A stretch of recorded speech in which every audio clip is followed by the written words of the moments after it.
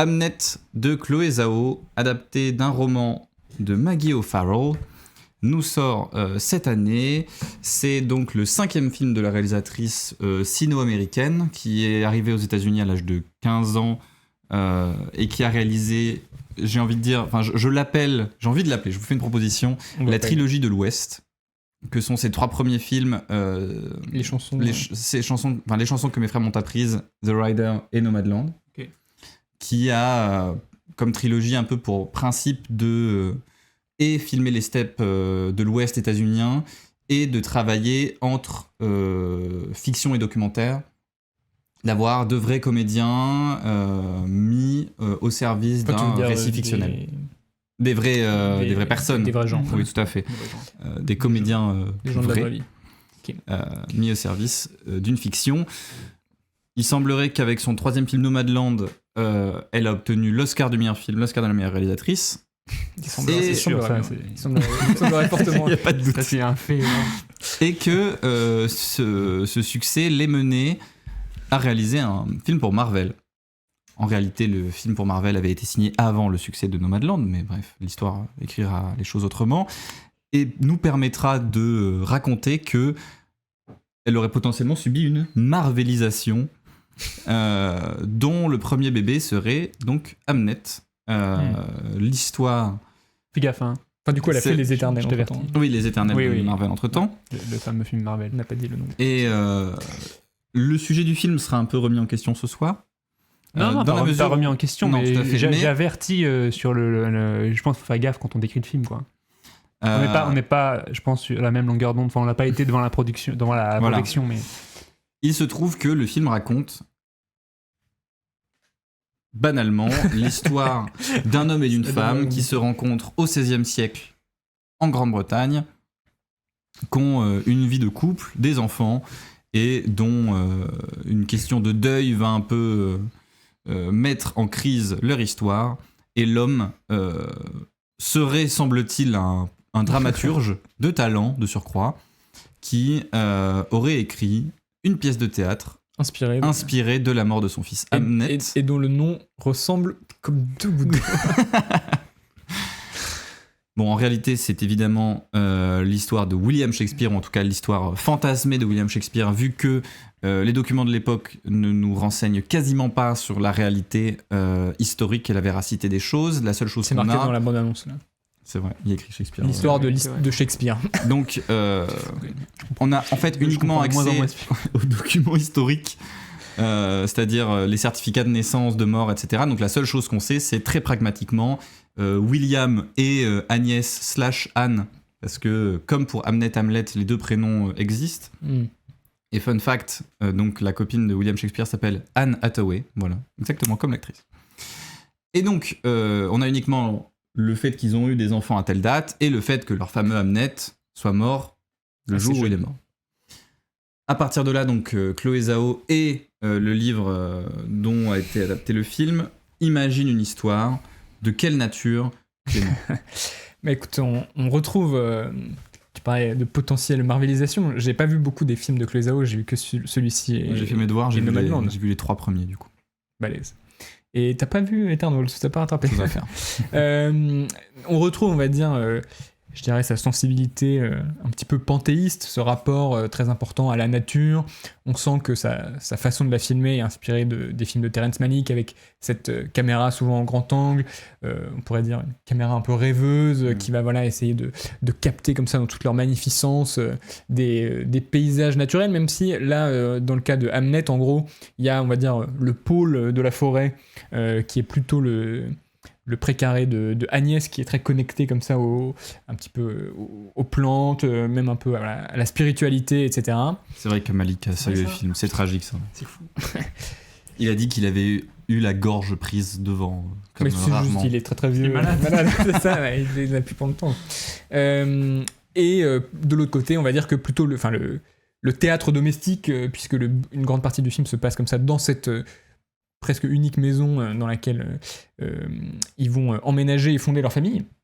Et voilà, ce qu'on retrouve, on va dire, de Chloé Zhao, c'est ce côté aussi un petit peu à fleur de peau, très proche de personnages. D'ailleurs, la question du deuil était au cœur aussi de Nomadland.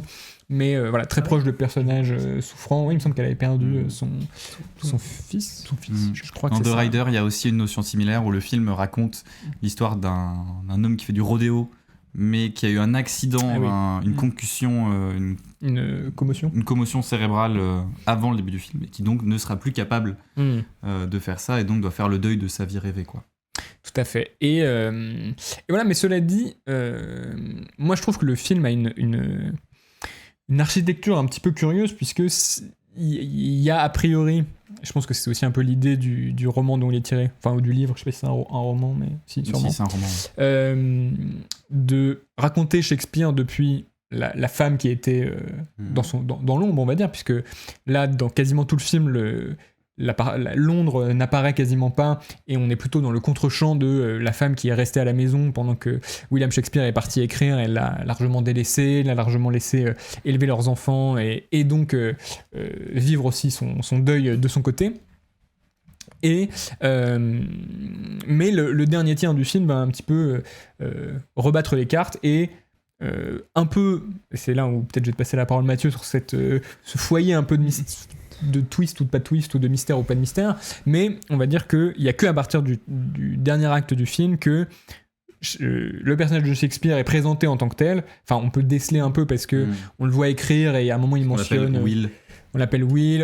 À un moment, il mentionne une certaine Juliette pendant qu'il réfléchit à haute voix à ce qu'il va écrire. Et peu à peu, on comprend qu'il est en train de monter Hamlet. Et le film va se terminer au moment de la première de cette pièce. Et donc, à ce moment-là, le braquet change un petit peu. On sort de cette espèce un peu de contre-champ presque... domestique. Ouais, domestique, mais je trouve pas le mot que je cherche, mais voilà, qui laisse hors champ la grande histoire. Et on va se reconnecter comme ça à la fin, au moment où... finalement le drame est fait œuvre d'art, quoi. Oui, c'est... En fait, moi, j'ai eu un rapport au film un peu particulier. Je sais pas si j'en ai été le spectateur idéal pour Chloé Zhao ou pas, parce que je savais rien du film. Et donc, et j'avais pas décelé non plus tous les indices. Enfin, je voyais qu'il y avait j'avais compris, même avec le titre, qu'il y avait un lien avec Shakespeare, mais j'avais pas compris de quelle nature il était. Et donc, moi, j'ai vécu le dernier tiers. C'est pour ça que je parlais avant d'un spoiler, mais effectivement, c'est délicat, il y a des petites bribes, on peut le savoir avant. Il y a cette épigraphe au début qui dit quand même que Hamlet, c'est deux prénoms similaires, dans le même sens. C'est tiré d'une œuvre qui parle de la conception d'Hamlet. Mais bon, moi, j'avais pas compris. Il y a la scène des trois sorcières. Oui, voilà, exactement. À un moment donné, en famille, parce que tu dis, il travaille, en fait, c'est aussi la campagne et la ville. Enfin, lui, il est à Londres, qui est hors champ pendant tout le film, avant le dernier acte, on pourrait dire. Voilà. Et donc, à un moment, il rentre et il joue avec ses deux filles et son fils, et il joue Macbeth, je crois. Mais on pourrait croire que... Et moi, je pensais que c'était dans le contexte du XVIe siècle à Londres, enfin en Angleterre, c'est une pièce connue, et donc ces gens-là la connaissent, et là, je pensais que c'était ça, en fait. Voilà. Et donc moi, j'ai vécu la fin du film comme un retournement, une révélation, et d'ailleurs, on prononce pour la première fois... William Shakespeare, de manière assez... mais ce film est un biopic, en fait, sur Shakespeare, j'avais pas compris ça. Donc, je trouve, c'est théâtral, c'est mis en scène comme...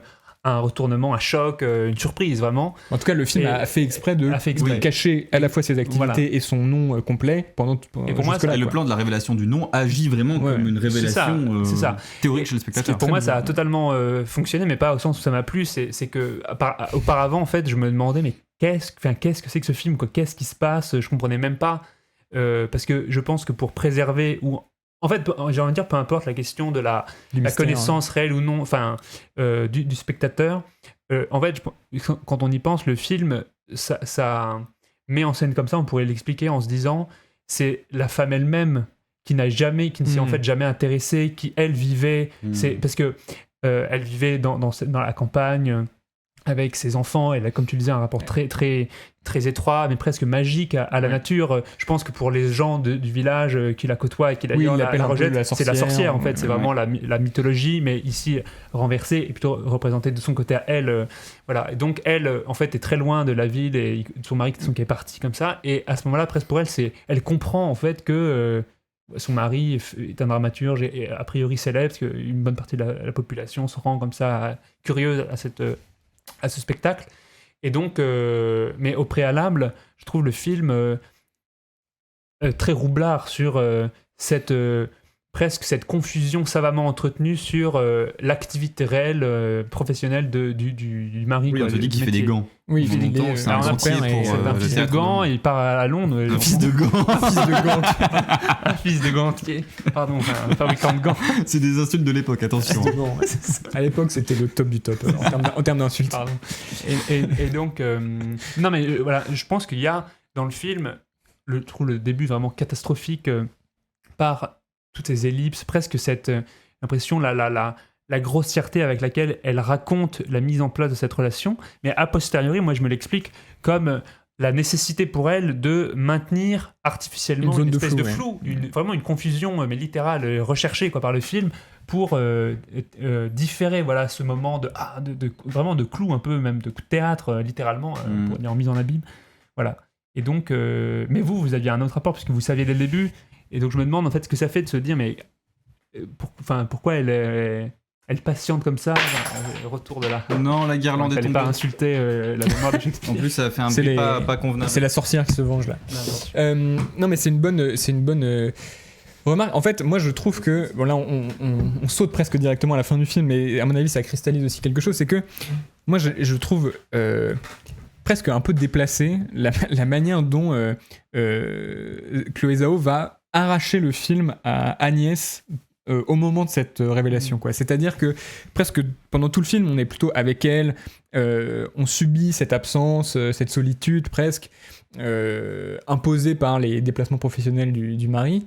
Même si c'est à un point où je trouve qu'on s'aliène en fait les deux personnages, puisque lui n'est jamais là et elle est dans un tel refus finalement de tout ce que lui va proposer, que moi je trouve que c'est un personnage auquel on a difficilement accès, mais bon, peu importe. Et presque finalement, elle n'a droit qu'à la souffrance. Elle n'a droit finalement qu'à la souffrance pendant tout ce film. Enfin, tout le film n'est pas. Elle a droit à beaucoup de gros plans sur elle qui crie. Ouais. Voilà, mais en tout cas, on la voit donner naissance dans la douleur. Il y a un moment où elle croit qu'un de ses enfants est mort-né. Il s'avère que c'est pas le cas, mais on la voit penser que son enfant est mort ou hésiter et se poser la question. On a même qu'elle le ressuscite presque. On a l'impression effectivement qu'elle le ressuscite. On la voit perdre Hamnet. Et en fait, la seule partie qui est réservée à son mari, c'est le moment de grâce, c'est-à-dire le moment où on va dépasser le deuil, quoi. On a l'impression que si lui n'avait pas été touché par la grâce un peu de l'art, elle serait restée chez elle à pleurnicher jusqu'à la fin des temps, quoi. Je trouve que le film est en fait presque prétexte d'une espèce de retournement de elle a toujours été dans l'ombre de Shakespeare, donc on va la filmer elle, mais en fait le moment où il décide de l'abandonner est d'autant plus cruel et incompréhensible, quoi. C'est-à-dire j'ai envie de faire un contre-récit, mais c'est vrai qu'à la fin quand même ce que lui fait est vraiment beaucoup plus intéressant, quoi. Donc je suis obligé de l'évacuer quand même alors que le film était censé être cette espèce de contre-champ. Donc je trouve cette répartition est vraiment enfin moi j'ai de la peine pour Agnès en tant que personnage, pas du tout de compassion au sens où je trouve que les personnages sont totalement désincarnés, mais c'est un peu ce que tu commençais à dire, mais moi j'ai de la peine pour ce personnage que je trouve est utilisé comme un souffre-douleur vraiment par le film pendant les trois quarts, et on lui ravit le moment de grâce à la fin, quoi. Bah, j'ai une question sincère pour les gens du chat qui ont vu le film. Est-ce que vous avez pleuré ? Non, mais est-ce que vous vous êtes fait chier devant le film à mourir ? Enfin, je veux dire, à bout d'un moment, j'ai envie de poser la question aussi frontalement, parce que pendant 1h30, je ne comprends pas où va le récit, je ne comprends pas ce que fait le film, et je m'ennuie, mais à mourir. Sur Letterboxd, j'ai mis... Je me suis moins ennuyé devant Satan Tango, et c'est factuel, en fait. C'est cool. Le problème, c'est que, comme tu l'as dit, pendant 1h30, on est dans une sorte d'espace qui ménage une sorte de mystère, pourquoi pas. On est sur le contre-champ de la femme derrière l'homme. Encore une fois, pourquoi pas ? Il y a des beaux films qui ont été faits dans cet esprit-là. Mais la question que j'ai envie de poser, c'est... Je pense à quoi t'as des exemples... T'avais bien aimé Priscilla, c'est ça ? Ah oui. Tu pensais à ça ? Merci de me trouver des bonnes idées. Moi, j'avais pas trop aimé, mais sur Mussolini, là, le titre Vincere, voilà. Ouais, mais je pensais à ça. Mais c'est plus complexe, parce qu'elle est en lutte, vraiment, là, avec ouais. Mais donc, là, ce que j'ai envie de demander, c'est qu'est-ce que le film produit matériellement de cette 1h30 passée avec Agnès ? Des banalités. Vraiment, c'est un film qui ménage cliché, représentation, je veux dire, le personnage féminin du film, c'est quand même une sorte de sorcière qui a une connexion avec la nature, qui doit accoucher au milieu de la forêt. Enfin, je veux dire, on est où en termes de cliché de personnage féminin, qui est censé être pour autant un peu une représentation nouvelle, et aucune forme de développement de personnage. On n'apprend jamais à la connaître, à savoir ce qu'elle aime, comment elle vit. La seule chose qu'on la voit, c'est être filmée en gros plan, en train de crier, d'hurler, de bouder. Et il y a une alternance très violente, un peu comme des montagnes russes, en fait, le film a l'air construit comme ça, entre des moments de pur bonheur et d'hilarité familiale qui s'enchaînent au montage avec des scènes vraiment cruelles, presque pour bien qu'on ressente une forme de tristesse, de douleur dans ces scènes-là, il faut qu'on ait vécu juste avant l'apogée potentielle, et donc on passe du rire aux larmes, mais sans jamais essayer de développer la matière de ces rires ou de ces larmes. Je pense notamment à cette séquence dont on parlait tout à l'heure des sorcières de Macbeth, qui a pour seule valeur le fait de jouer en famille et de montrer un moment cordial, quoi, pourquoi pas, mais qui s'enchaîne donc avec un autre plan tragique, violent, horrible, et en fait uniquement à ménager comme ça des émotions spectatoriales, sans que ce soit jamais des émotions esthétiques, quoi. C'est vraiment juste c'est un peu de la tirer des larmes, c'est de la manipulation ouais. pure.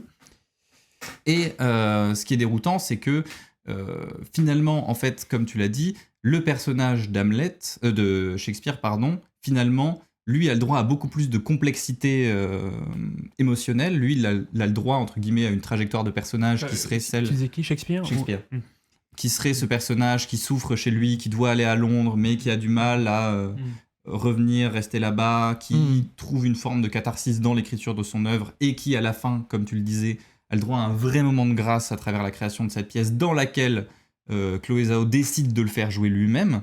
Donc, ce qui a priori n'est pas totalement faux historiquement. Enfin, Shakespeare aurait joué dans quelques-unes de ses pièces, mais en tout cas, je me suis posé la question en fait, est-ce que c'était une pure tricherie ? Non, mais t'as bien fait. A priori, c'est pas totalement faux, mais effectivement, littéralement, elle le fait entrer en scène. Quoi, oui, voilà, c'est ça. Elle lui offre en plus ce rôle de fantôme, etc.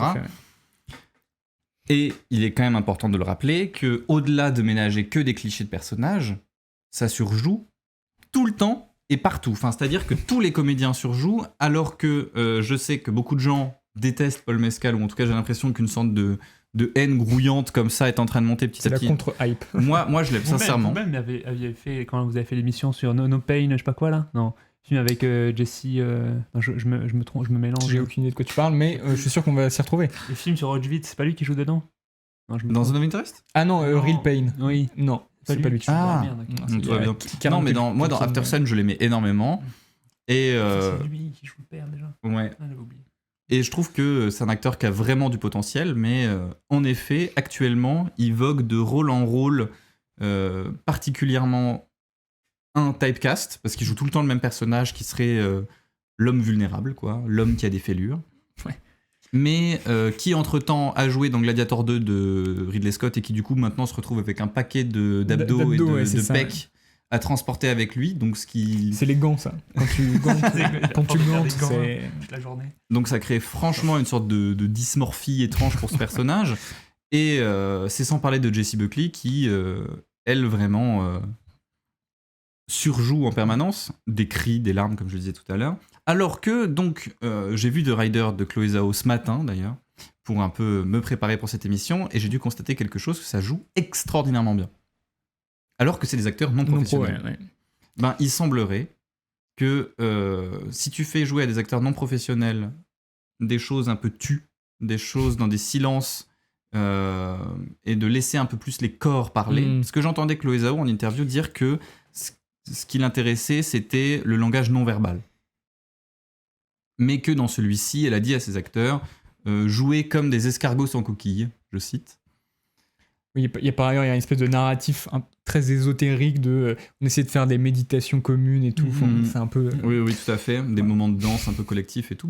À la limite, pourquoi pas. Mais si le résultat, c'est que l'escargot sans coquille, il est en gros plan sur la caméra et il hurle, ou cette grande scène, j'imagine qu'elle avait en tête une grande scène qui serait celle de Shakespeare au premier plan dans leur grenier, qui écrit la nuit, avec Jessie Buckley qui vient le voir, lui qui hurle, qui réveille le bébé, etc. Catastrophique. Ça joue, mais catastrophiquement mal. Enfin, c'est vraiment dramatique à voir, et de voir que le plan dure, et on se dit, Chloé, coupe. Je t'en supplie, coupe là, parce que là, tu te fais du mal.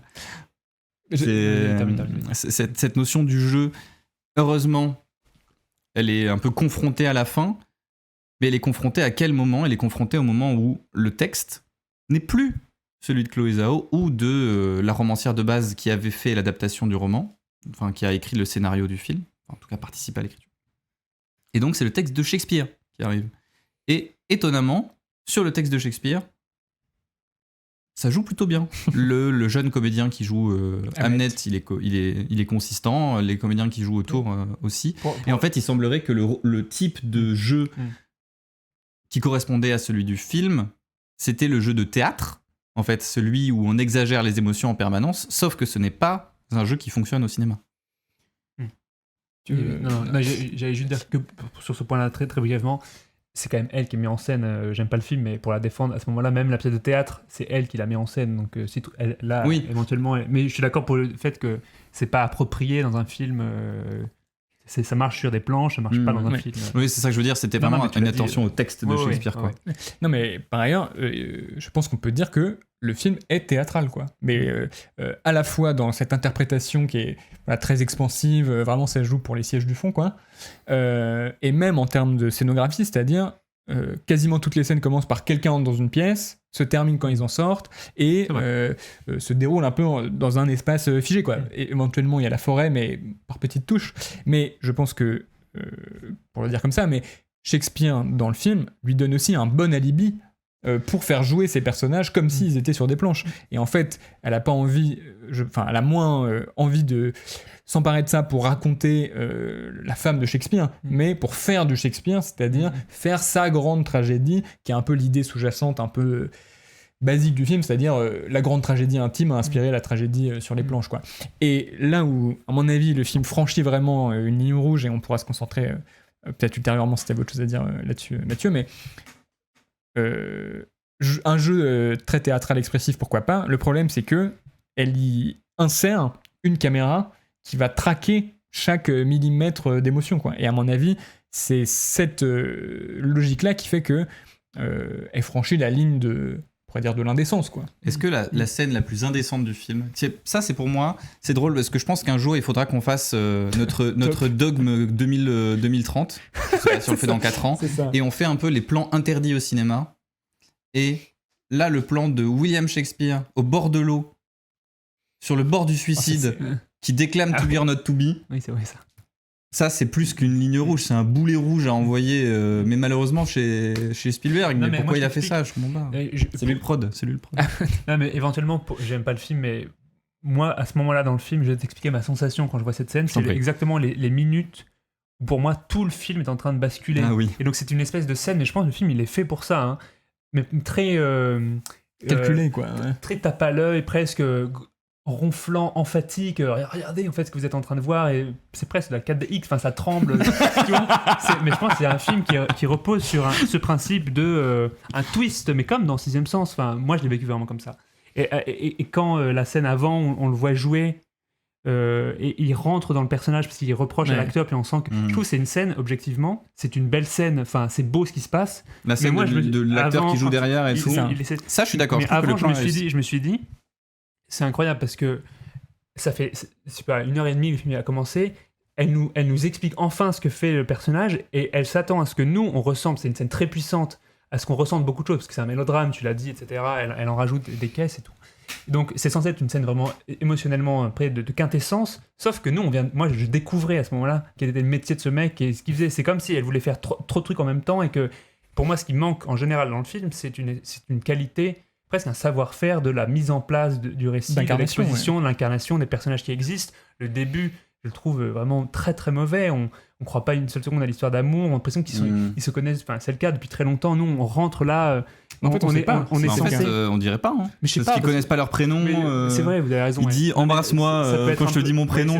Mais bonjour déjà. Pour commencer. C'est les gens du village. Ça, c'est un petit. Mais en fait, tout ça, on l'imagine parce qu'il y a rien qui l'incarne. La vie du village, elle est absolument pas racontée, alors que ce serait intéressant de voir la relation qu'elle a. À un moment, parce que je veux dire, en fait, parce que je dis ça, on regarde ce qu'elle fait. Le problème, c'est qu'il y a des scènes, je pense, qui nécessitent, par exemple, une explication ou une description, tout simplement, de la vie du village. Par exemple, quand elle revoit sa mère adoptive, un peu, des années plus tard. Elle est très sèche avec elle. Voilà, après le deuil et tout, elle est sèche avec elle, mais il n'y a rien qui nous a permis avant de comprendre les dynamiques entre elles, enfin au moins depuis les premières scènes, qui sont très, très très loin. Je veux dire, je trouve qu'il y a vraiment un manque, mais de connaissance de comment on fait pour raconter une histoire. Et je pense que ça, c'est dû au fait que elle se prépare à cette espèce de coup de théâtre d'arnaque, vraiment, je trouve. Marrant, parce que je crois que parle d'entourloupe Josué Morel dans son texte. Pour moi, l'entourloupe principale du film, c'est un peu celle-ci. Voilà, c'est pour te dire, moi, la scène quand il réussit Shakespeare, c'est un moment où, par ailleurs, en plus avec la musique de Max Richter, là, qui en rajoute vraiment beaucoup, qui souligne et tout, où le film un peu. C'est presque intéressant, ça c'est quand même intéressant objectivement pour moi, je trouve, où il change de nature, mais c'est beaucoup d'effets, un gros attirail pour peu de choses, mais voilà. Mais disons que pour moi, le plus grand problème, c'est celui-là, c'est parler de manque de réel avant chez Assayas, c'est ici c'est comme s'il n'y a pas les coutures, elle fait disparaître des choses essentielles dans les ellipses, il y a des années qui passent, on les ressent pas, rien n'est fait, elle ne met pas en scène l'idée qu'on puisse les ressentir. Mais en fait, c'est ça qui est tragique, c'est que dans ses films précédents, négligence, je sais pas. Donc dans sa trilogie de l'Ouest, comme j'ai envie de l'appeler, il y a pas besoin en fait de construire une histoire aussi complexe, et je pense que du coup, c'est pas ce à quoi elle est talentueuse, quoi. Il y a un vrai talent, par contre, notamment dans The Rider que j'ai vu ce matin, qui je pense doit être son plus réussi des trois. De saisir uniquement un état mélancolique des choses, mais en fait avec une vraie pudeur qui rend un peu toutes les petites choses un peu tragiques de la vie très gracieuses. Et c'est cette pudeur-là qui a complètement disparu de Hamnet, quoi. Moi, en réfléchissant un peu sur le film, il y a quelques indices dedans, mais si on met un peu côte à côte la question de ce déficit d'incarnation et cette espèce de retournement du troisième acte, moi j'ai l'impression que le film repose sur l'idée que tout ce qui se passe est en fait guidé par un plus grand destin qui filtre à travers les personnages. C'est marrant parce qu'on parlait aussi de ça pour le match du Kremlin, mais cette idée que quand les personnages se rencontrent au début, je sais pas, elle a une espèce de truc où elle appuie sur sa main et elle est censée voir un peu toute sa vie. Et... On vous fait un mime avec Clément. C'est ça. Qui voit la vie là? C'est lui qui est en train de me mater là. Voilà. Il a tout vu là. Ouais. T'as le prix du syndicat de la critique. Oh mais non. Voilà, je vais pleurer. Et il y a cette idée que, en fait, ces personnages, pourquoi leurs scènes de rencontre et leurs premiers émois amoureux sont si pauvres? Parce que ils sont destinés à être ensemble, en fait. Et donc, tout ce qu'ils font n'est là que pour confirmer le fait qu'ils doivent être ensemble. Et je trouve que tout le film là-dessus est construit depuis ce point d'apogée qui est Hamlet, quoi. C'est-à-dire, tout ce qu'on voit ne sont que les éléments qui permettent d'aller jusqu'à ce moment-là.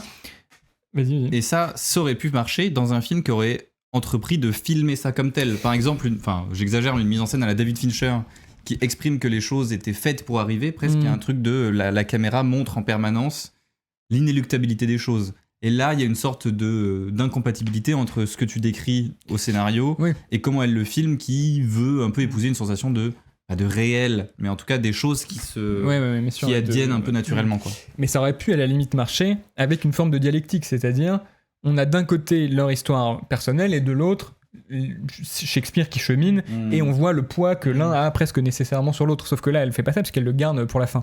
Mais là où je trouve que ça devient vraiment douteux, quoi, cette idée un peu du destin, c'est que on a l'impression, et on va se poser après la question de la mort des enfants au cinéma, mais que pour moi le film justifie la mort de Hamnet du point de vue de l'économie du film et de la réussite de Hamlet, quoi. Que c'est pas finalement quelle chance que Shakespeare ait réussi à transformer son deuil en... Non, il fallait que l'enfant meure pour qu'il puisse faire ça, quoi. Et au tel point que je trouve la scène où l'enfant va mourir est presque abjecte moralement, quoi. C'est-à-dire, le père en partant dit, comme tous les pères de tous les films, tu veilles sur ta mère et tes sœurs en mon absence, t'es l'homme de la maison, machin. Et du coup, le fils va se mettre volontairement dans le lit de sa sœur atteinte de la peste pour, selon ses dires, tromper la mort et mourir à sa place. Et il dit, en se mettant sous le drap, je fais ce que tu m'as dit, papa, comme ça. Il le dit comme ça. Donc vraiment, elle transforme la mort par maladie de l'enfant en un sacrifice, donc très littéralement une mort qui a un sens, quoi, qui sert un plus grand, une cause plus grande. Et je trouve ça franchement horrible, en fait, de presque ça prive, encore une fois, pour revenir à ça, mais la mère, ça délégitimise son deuil, quoi, parce que elle est en train de se mettre en obstacle de l'avancée de la grande histoire qui va aboutir à Hamlet. Et donc là, je trouve le film est vraiment je sais pas comment dire, implacable avec elle et avec les souffrances des personnages, quoi, jusqu'à cette espèce de climax qui est encore une fois un peu douteux, c'est-à-dire derrière chaque grand artiste, il y a une tragédie intime et il faut être torturé pour faire de l'art, etc. Et d'ailleurs, il y a un truc un peu, j'en parlais à Mathieu, mais je trouve, c'est Adrien Mitterrand-Munch de Criticat qui parlait de ça, qui parlait du dolorisme chez Damien Chazelle. L'idée que, à la fin de ses films, toutes ces souffrances ont en fait servi à quelque chose, quoi. À la fin de Whiplash, par exemple, et c'est là où les films peuvent être un peu, on peut les remettre en question. Et pour moi, Zhao fait totalement ça, jusqu'à singer une des figures de Chazelle, qui est le chant contre chant final muet. Tous les films de Chazelle, Babylone, je sais plus, mais se terminent par homme-femme se regardent sans rien dire et on comprend que toutes ces souffrances ont servi à arriver à ce moment-là, quoi. Et le film de Zhao se termine exactement de la même manière. Babylone, c'est écran, spectateur dans la salle. Ouais, c'est vrai, il regarde le cinéma. C'est un contre-champ un peu quand même déjà. Et bref, et je trouve cette espèce de justification vraiment un peu puante, quoi, à l'échelle du film.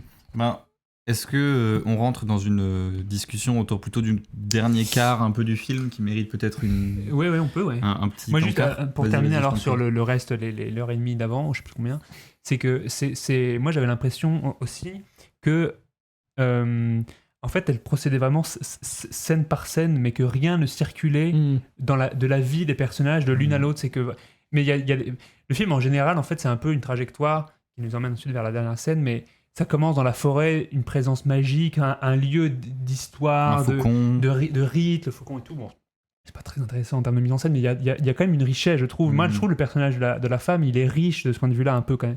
Mais ensuite, le film, de plus en plus, aplatit. C'est Burdeau qui disait à juste titre qu'à la fin, elle est choquée parce que tout son univers dont elle provient, que sa mère lui a transmis, et toute sa richesse est en fait réduit à 2 dimensions. Et en général, c'est la forêt le film, c'est peint sur le mur. Et le film, je trouve, de plus en plus réduit, et en particulier son personnage féminin, qui, en fait, mais bien avant la fin, perd totalement cette dimension-là. On dirait qu'à bout d'un moment, elle parle plus jamais de rite à sa famille, mais ou à ses filles et tout, mais le fils est mort, donc il y a ça qui disparaît. Mais en fait, je me suis dit, un grand film, y compris réaliste ou quoi, peu importe, sur la réalité, il est capable de gérer des contradictions, y compris à l'intérieur des personnages. Et d'ailleurs, moi, c'est pas pour moi, c'est pas un défaut de dire il y a une scène de vie familiale, de vitalité, puis juste après la souffrance. Je trouve que Chloé Zhao, elle est incapable de penser autrement que juste à l'échelle de la scène, qu'est-ce qui se passe, c'est quoi l'enjeu là, unique, voilà.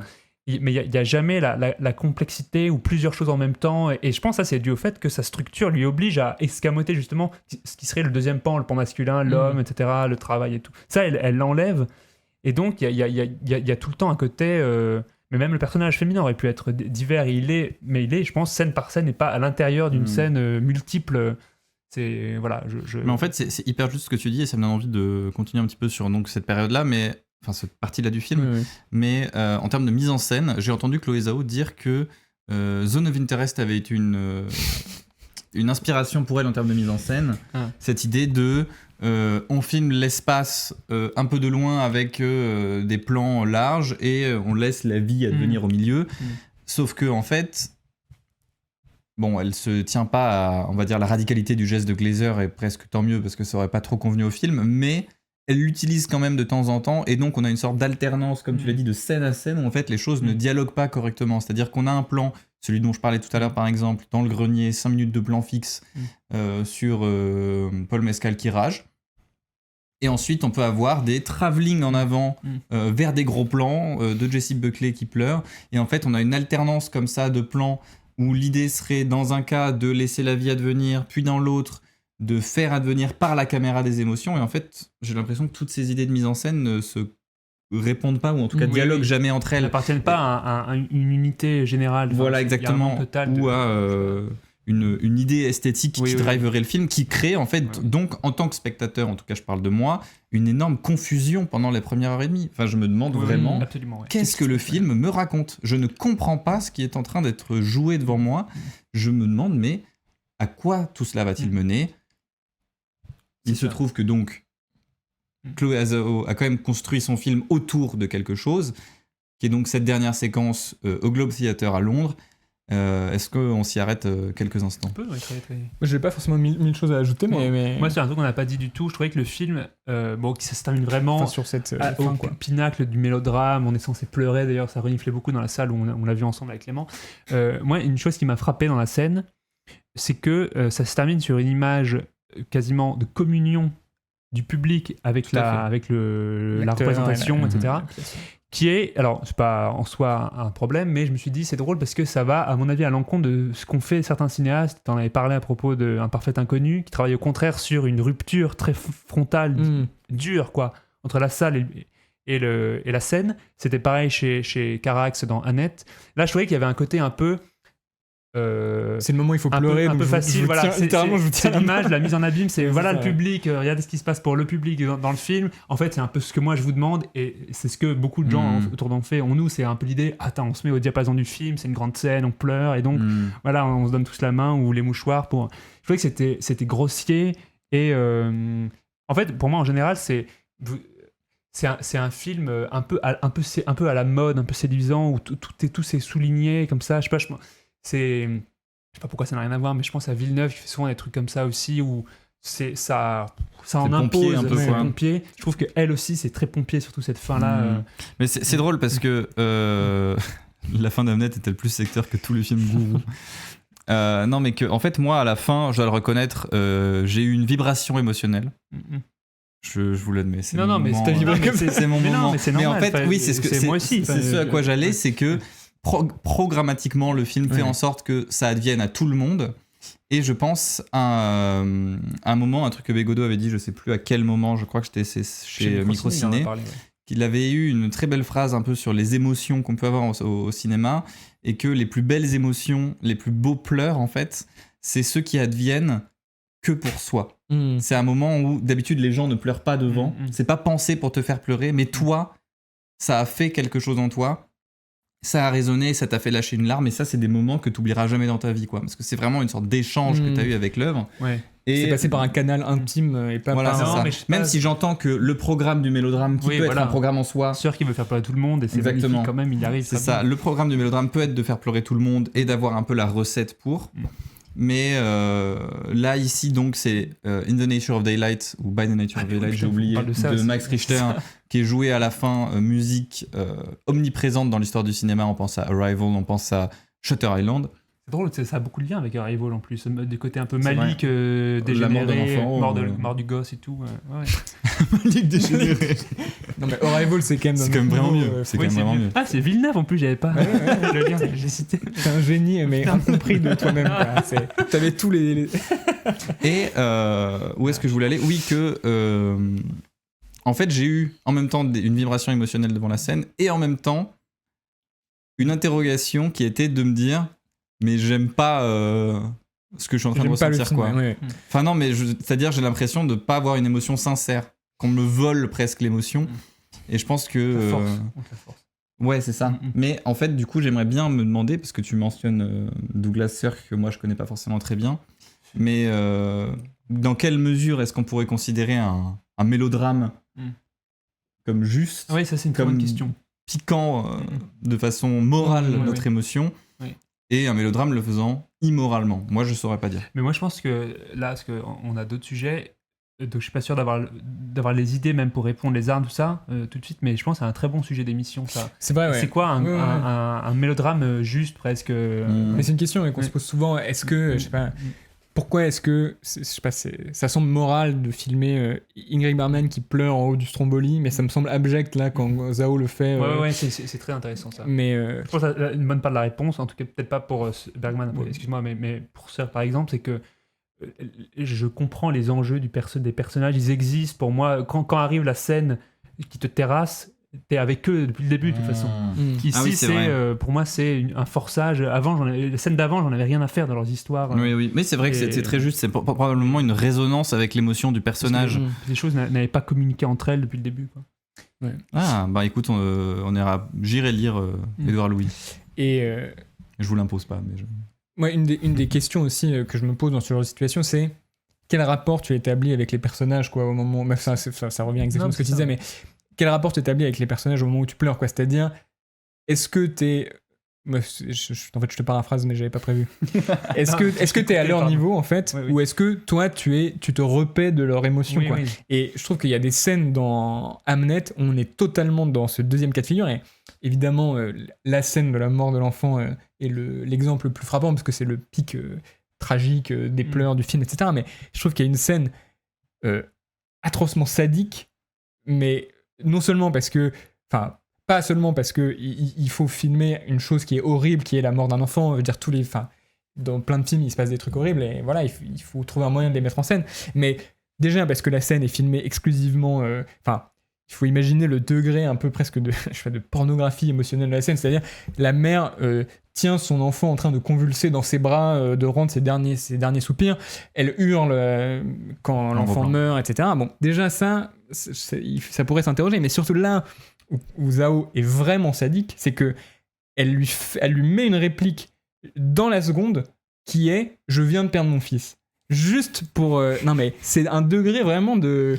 C'est Saw, quoi, en termes de torture. C'est-à-dire qu'elle fait exprès. Oui, Saw, le film. C'est du torture, quoi. Il torture les personnages.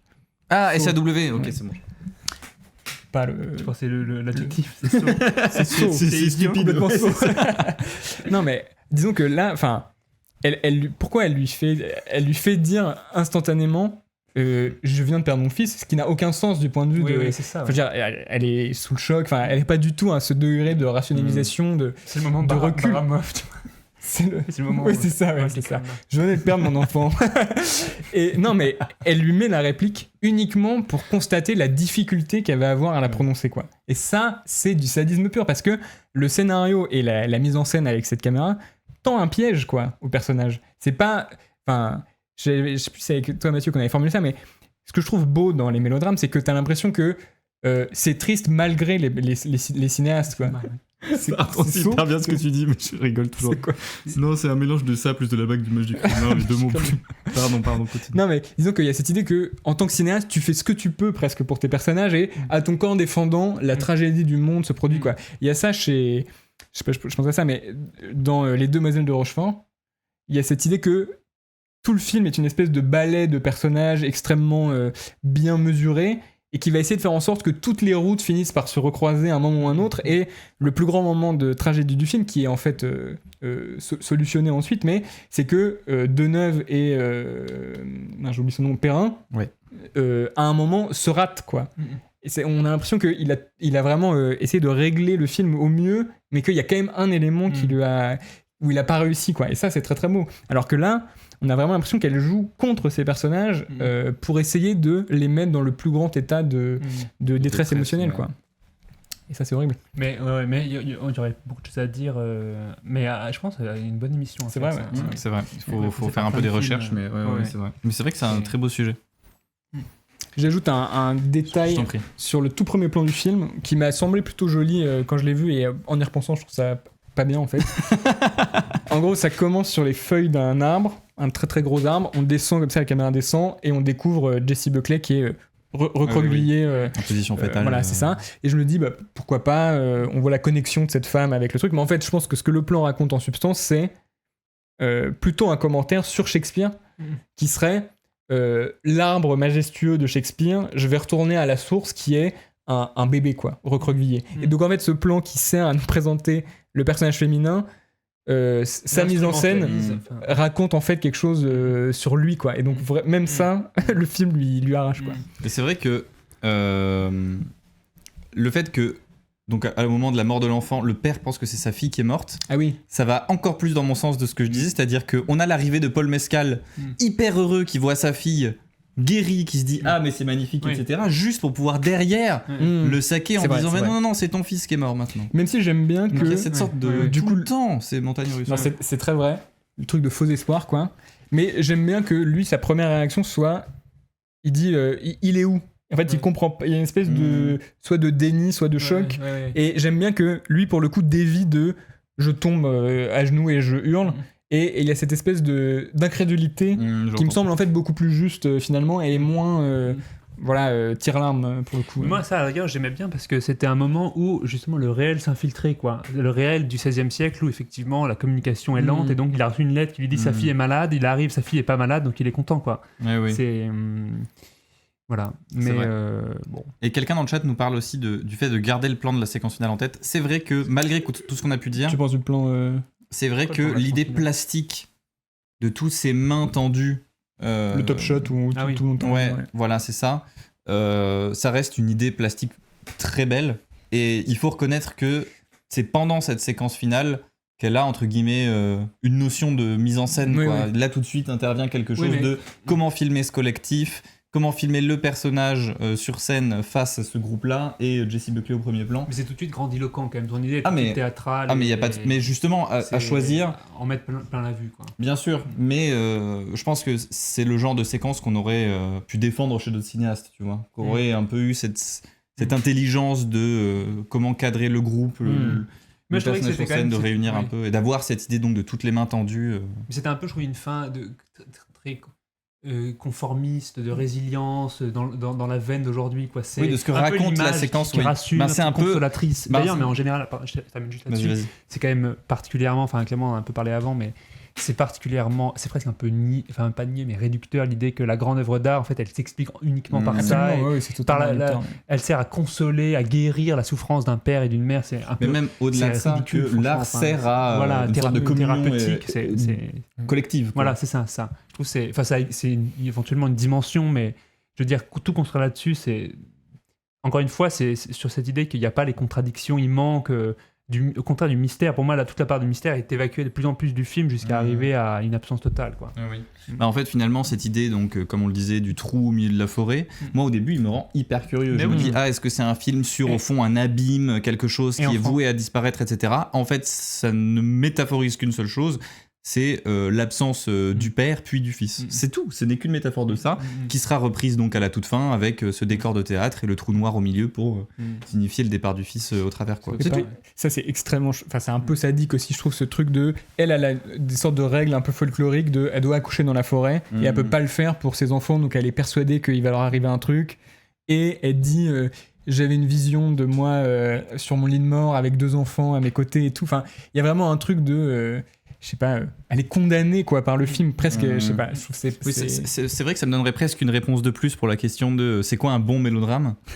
C'est une œuvre où contre le monde qui s'oppose aux personnages, les personnages vont essayer de lutter, d'avoir leur propre espace et le cinéaste ou la cinéaste va les accompagner, c'est-à-dire que la cinéaste va croire en ces personnages et va vouloir lutter contre. Je pense au film de Fassbinder par exemple, je pense à Tous les autres s'appellent Ali.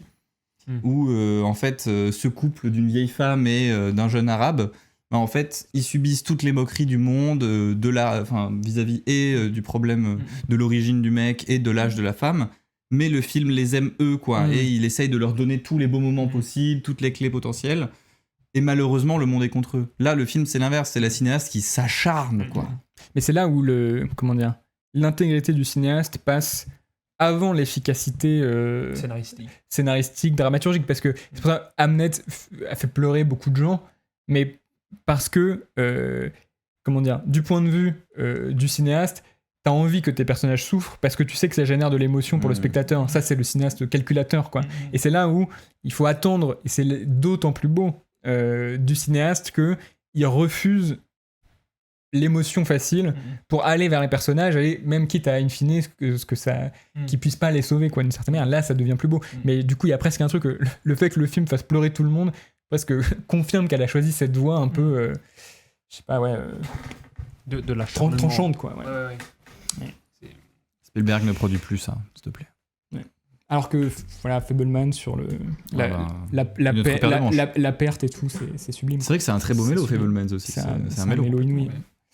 Sur la question de l'art, tout est... film très performatif, c'est vrai. C'est ça.